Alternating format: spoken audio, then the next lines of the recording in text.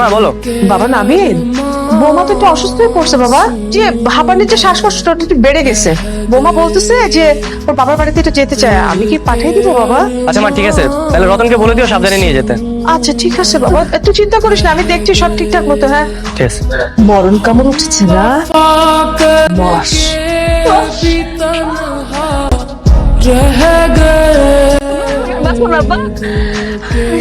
তোর কিছু হইব না মা, ডাক্তার খবর দিন, ডাক্তার আসতেছে, কিছু হইব। সত্যি করে কত, তোর শ্বশুর শাশুড়ি তোর অনেক অত্যাচার করছে না?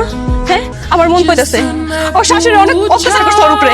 हमसे बिछड़े यार का जिसने पूछा हमसे बिछड़े यार का